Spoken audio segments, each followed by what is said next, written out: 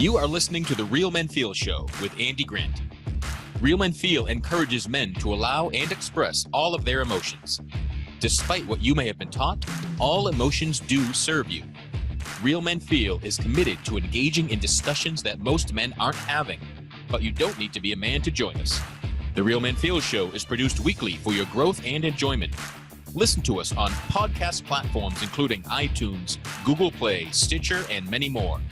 You can also watch the show on YouTube by visiting realmenfeel.org/YouTube. Come back often and feel free to add the podcast to your favorite RSS feed or subscribe on iTunes by visiting realmenfeel.org/iTunes. You can follow us on Twitter at realmenfeelorg and at facebook.com/realmenfeelshow. All links mentioned in each episode are in the show notes found on the blog at realmenfeel.org. Your reviews, comments, feedback, and participation are welcome during the live show and anytime in our Facebook group, on Twitter, or at realmenfeel.org. Now, let's get into this week's show. Greetings, friends, and thank you for joining me on this episode of Real Men Feel. I'm your host, Andy Grant. I'm recording this on July 6th, 2019. The prior episode to this of Real Men Feel was back on April 10th. This 3-month break was not planned. I actually had guests scheduled, but I blew them off. I gave in to my fears and doubts. I withdrew from social media, this show, friends, family, my own fitness, goals, plans, everything. Earlier this year, I did a couple episodes, February and March, episodes 132 and 133, to be specific, about my fears and the tears that had been flowing around the challenges I had chosen to take on this year. Challenges of Kabbalah and the Ritual Master Path and climbing Mount Kilimanjaro.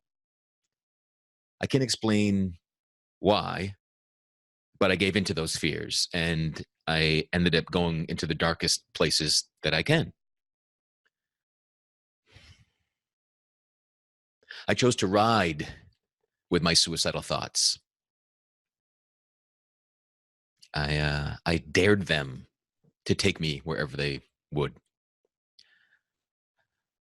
There are many times I prayed for my life to end. I just didn't want to be here any longer. I researched and plotted and planned, but I never acted. I couldn't. I knew I couldn't, yet I still persisted. Instead of choosing to do something better, I withdrew. I gave up.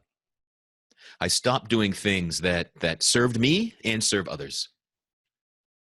I hid out, literally, just waiting for each day to end so I could just go to sleep. That's all I wanted to do. Just hide out, be asleep. Have my thoughts be off. I stopped doing pretty much everything. I took Netflix and chill to a freaking whole new level, practically attempting death by apathy. I ignored people that were ready to be guests on the show. I ignored potential clients reaching out to me for coaching and Akashic record readings. I did my best to sabotage my life so that it would be easier for me to leave it.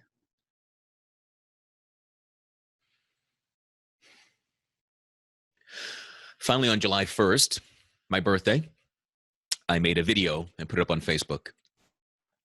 At the time, I was supposed to be in Tanzania, Africa, climbing Mount Kilimanjaro. Obviously, I did not do that. I should be flying. Yeah, I would have flown home yesterday. So I did this video where I confessed how much pain I'd been in, and that I just shut down. To not feel the pain, I really shut myself down. I shared, and it hurt. I've long been willing to be authentic and vulnerable, but this time, this sharing felt worse than that. It felt like there was more than ever before, because I was acting in ways that I knew weren't good for me. I know better. right? I was sabotaging my life. I was sabotaging the lives of my family. And I still, I can't explain why. But through this, there was this extra amount of failure and shame, that I should know better. I do know better, but I don't always act better. When I finished recording the video, I really wasn't sure to share it. I thought I might have gone too far. I didn't feel good at the end of it, but I decided to post it anyway. And I said, I can just freaking delete it in an hour or two if it just doesn't go over well. If I'm just, if it's just seen as just being negative and pissy, I don't know. Instead of just talking about it, trying to rehash it, or linking it in the comments, as was my original plan, I'm gonna insert it here. And if you've already seen it, want to see it, whatever, just fast forward the next 6 minutes, and I'll see you on the other side.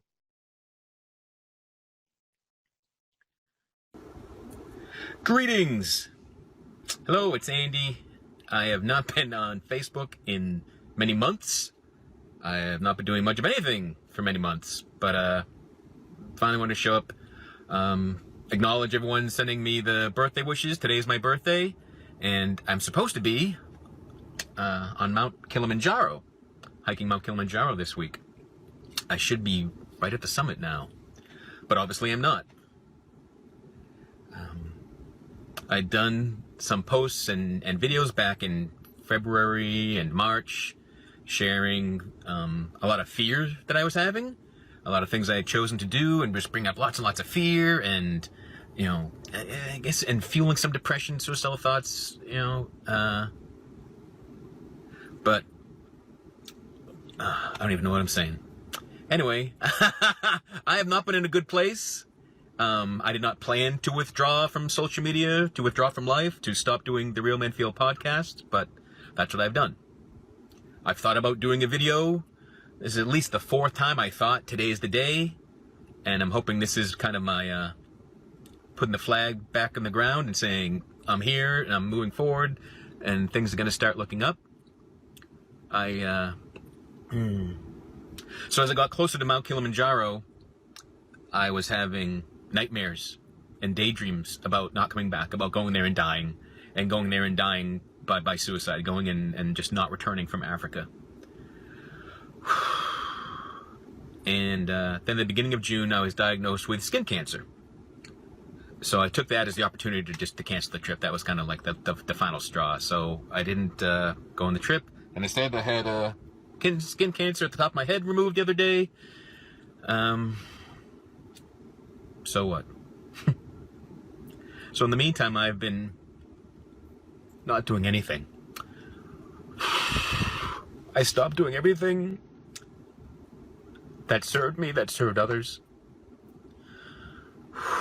I begged and pleaded and prayed to die instead of to feel better.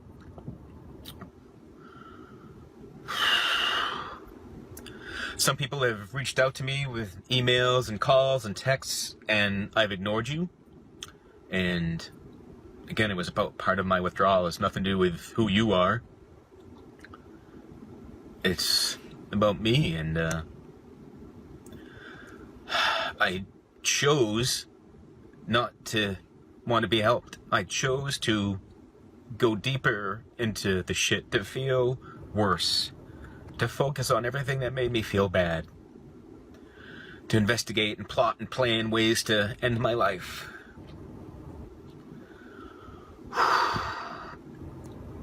My wife and mom have been very scared.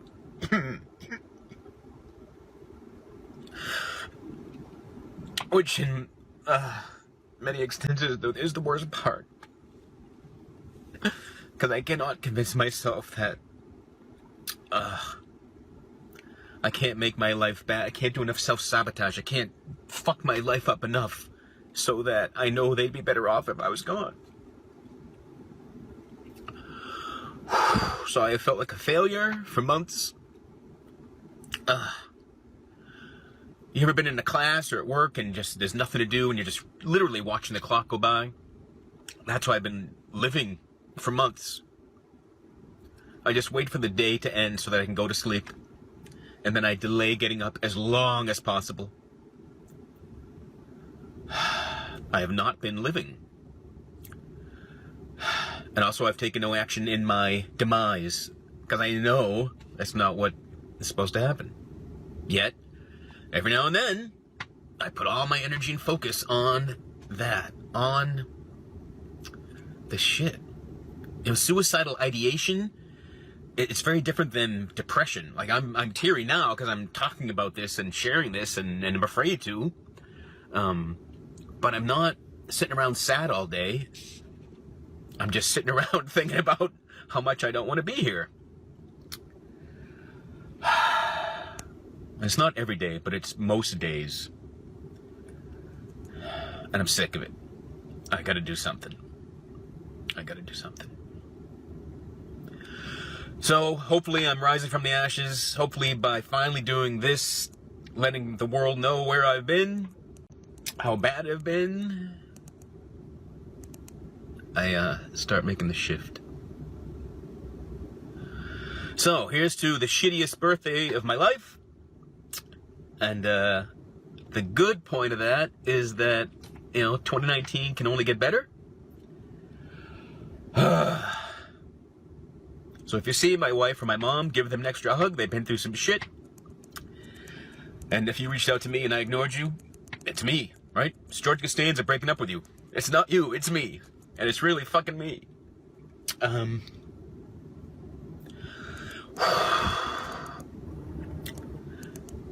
I know I can do this. I don't know that I want to do this. And that's the dilemma I've been in for quite a while. But again, hopefully my sharing this, again, puts an end, brings a shift to my life. Hopefully there's something in here that helps you. Sometimes it just sucks to be. I need to finish that. But most of the time it feels good. And even during this, I can laugh and giggle and whatever. I don't know. All right, I'm sorry wasting for 6 minutes of your day. Bye. So I've written some of my thoughts down just so I'm not a total rambling mess. I wanted to share more, go deeper than that video, and at a time now when I'm not just have the ability to express myself without just being in sobs and just being in total pain. It's 5 days later, and I feel a lot better. And so that's why I wanted to get here and be seen, right? Because I've, the feedback to that video blew me away. I've gotten comments and messages and texts and calls of so much love and support. I heard from people that were recounting spending just a few minutes with me almost a decade ago and the impact it made on them. I heard from someone that had done an energy coaching session with me like 4 years ago. And what I shared with them, about them, how the truth of them that I saw, that's what I shared with them. And they just said it still resonates with them and it still benefits them to this day. And they've even shared with other people the things that I had shared in that session. But one man messaged me agreeing that real men do feel. But he said real men don't talk. He confessed to his own suicidal thoughts that he hadn't shared with anyone before. And that really hit me as to why I share the way that I do. I somehow feel better in doing it. But the feedback, the connections, the impact it has on others, it just never ceases to amaze me. It's freaking astounding. And I've also learned in my own cycle of ups and downs of being freaking Andy Grant, when I finally feel called to share, I know I'm at the end of whatever the freaking misery is that I've been dealing with. But that comment that real men don't talk, that may have been the most painful comment I read. Because so many guys think that. So many guys live that way. And I'm here to tell you, real men do talk. We have to. When we don't, life is so much more painful than it needs to be. If men don't feel, if men don't talk and share, they die. They die younger than they ever need to. They're in more pain than they ever need to. Their families, their friends, society, humanity, the universe suffers when men don't feel and men don't talk.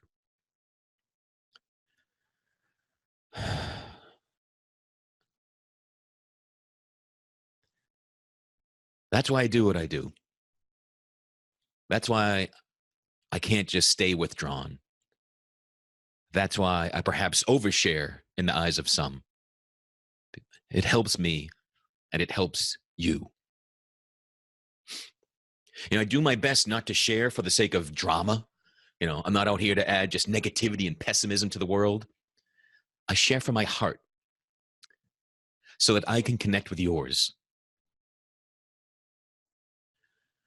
Sometimes sharing my deepest darkness gets me to the light faster, and it serves others in ways I can't imagine beforehand. You know, I don't think I've ever done a video or a show where I just like complained. You know, I don't think I've ever just done the laundry list of all the things that I don't like in my life. That's not the type of sharing I'm talking about. That's not the type of talking that I'm talking about. When I authentically share from my heart, when I'm willing to be vulnerable, I feel more alive. I feel the connection with people. And I know that's part of why I'm here. You know, many people have commented on Facebook about my bravery, my courage, my awesomeness at being vulnerable. And I swear to God, I really wish there was some other skill. I really wish I was great at something besides being willing to cry on camera in front of the frickin' world.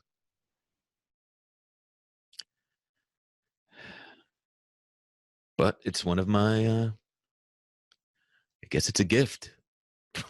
It's a gift I've tried to return, and I can't.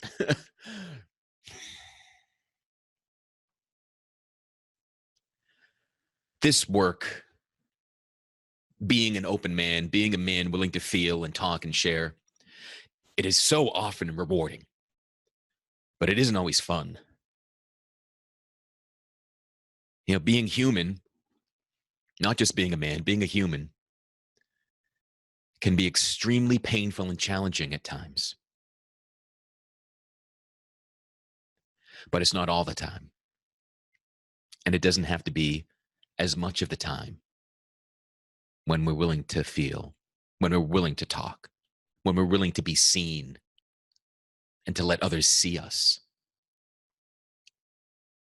That's when we are in our power, in our glory. That's when life is its richest.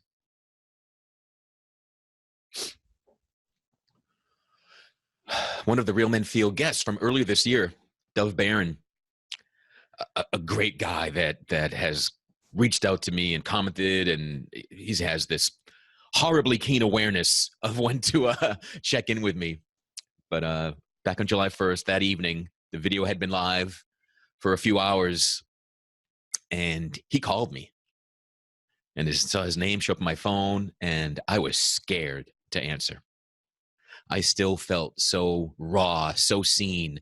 I was just still sobbing a lot from every message, from every bit of support.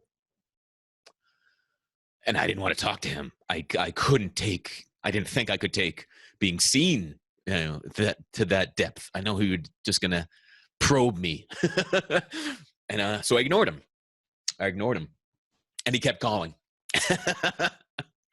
Which reminds me, I want to mention that like for 2 months, people noticed I was gone, noticed I was quiet, wondered where the show was, wondered if I was okay, and I just ignored him. I text and messages and emails. I just ignored it. I didn't want to deal with it. It was like I was pretending I was dead. I'm gone. And part of this is the sabotage, and I'll ignore all of you so that it's easy for me to check out. And that reminds me a little aside. I want to encourage you to really reach out to the people that you care about. A text and an email, it's easy to ignore. For 3 months, people would message me, email me, text me, and I would see it, and I wouldn't read it fully. I just got the notification, and I didn't want to deal with it. I didn't want to get back to people. The worst, most frustrating part for my family was that I wasn't willing to be helped. I just wanted to ride the misery. I just wanted to get worse so that I would find out where my bottom was, I guess. But anyway, all the messages and stuff that people ignore. When you're concerned with someone, call them, right? And some people persisted with me because they knew it wasn't about them, right? So when you get ignored, realize it's not about you. They're not ignoring you. It's a person ignoring themselves, refusing to feel connected, right? So be willing to push through that. Don't take being ignored personally. Just know it's not about you. It's not you, it's me, right? It's the bad breakup story. So anyway, back to Dove getting in touch with me. I answered the call, and he's a fucking guy. He just says, "I see you." Yep, you do. And I shared with him that one of the worst things about this whole episode was that I know better. That I've done personal growth work for years and years, and this crap should be over, right? I should be healed, right? But here I was, just sitting in my own personal hell once again. He pointed out the difference between a battle and the war. As a spiritual warrior, as a warrior of light, as someone battling their personal demons, I'm always in the fight. When the opposition retreats, I need to get stronger. It isn't the time to think, yay, it's over. I can just kick back and chill, which is what I've always done. I expect it to be done forever. I expect to just be in bliss and harmony and love life for every remaining second of my existence. Despite the fact that whenever I talk to someone about suicide and depression and all that shit, I share that if you ever seriously consider suicide, that thought will always be there. It'll be there lurking in the basement of your mind, waiting for you to be run down, tired, less conscious, less aware, waiting for you to be weak, not paying attention, so it can strike back. Somehow I hold myself to some distorted higher standard. I speak and write and coach about this shit. I can't feel this bad again. Well, I can. And I have. I can't give up and dare my darkest aspects to take me away. Because I know that's not why I'm here. So I've won lots of battles. And it's something to be proud about. It's not something to beat myself up over. Got to realize I've won lots of battles. But a warrior is always a warrior. And if this war with darkness, if this war with a desire to give up, if it's for my life, then if it's for the span of my life, then, so be it. Maybe that's part of why I'm here. Well, not even maybe. I fucking know it is. So I'm in it for the long haul. And to remind you that every time you win the battle, and then there's another fight later, you did win the battle. You did get through it. But it just doesn't necessarily end forever. We can all be stronger than our fears, than our doubts. I have no doubt about that. People have long told me that the darkness, this wanting to die, isn't me. And I can feel that. I get that. But it can still make being so fucking hard. It can be so painful that, again, I tried to give into it. I dared myself to harm myself. I challenged the darkness. I challenged the dark. I challenged demons and evil to fucking take me away.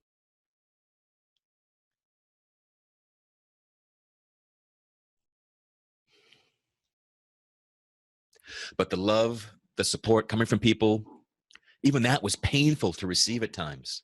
You know, I was still had this lingering darkness, this the negative ego, evil, you know, whatever you want to call it. But for the last 5 days, like every comment, every message, every email and text I get has me sobbing. And you know, it's that notion of being seen. It's the notion of other people forcing me to feel the love, to see the light, to, you know, to really feel again what I know to be true, right?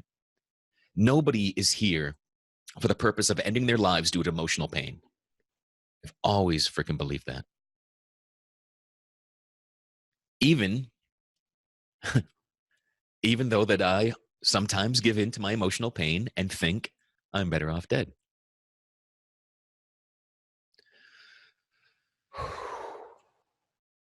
So, Real Men Feel will be back shortly with guests. It won't just be me rambling. We'll be doing more videos when hopefully I'm not so choked up and sobbing that I can't even get the words out. I'll share things without tears. Again, not that there's anything wrong with that, but there's more than that. When I say real men feel, it doesn't mean only feel like shit. It doesn't mean real men feel depressed. It doesn't mean real men feel fear. It's just that men feel. Real men are willing to feel whatever shows up, everything that's in their life. The good, the bad, the ugly, the indifferent. If you're a man who thinks feeling or crying is wrong or not masculine, be willing for that to be a mistake. You know, if we're friends on Facebook, look at all the women commenting on my video, right? There's no one calling me a pussy and a wuss. Or maybe there are. But even if you feel, if you're watching that and you're just like, oh my God, I would never want to be that guy. You know, what a fucking tool. That's fine. That's fine. I assure you, nothing anyone can say about me comes close to the shitty way I talk about and treat myself at times.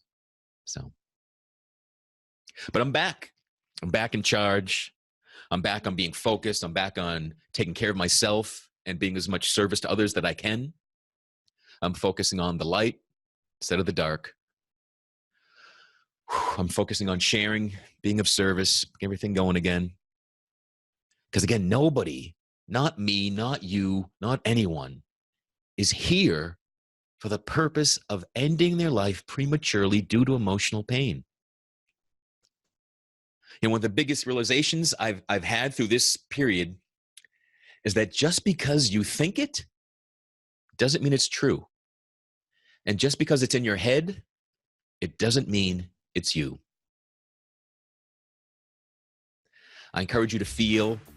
I invite you to talk and to share. And through it all, be good to yourself. Thanks. Thank you for listening to Real Men Feel. Reach out to us at realmenfeel@gmail.com. Learn more about Andy Grant at theandygrant.com. Until next time, visit realmenfeel.org or the Real Men Feel Facebook group and share what you thought of this episode. Please give this podcast a review on iTunes, Google Play, or wherever you are discovering Real Men Feel.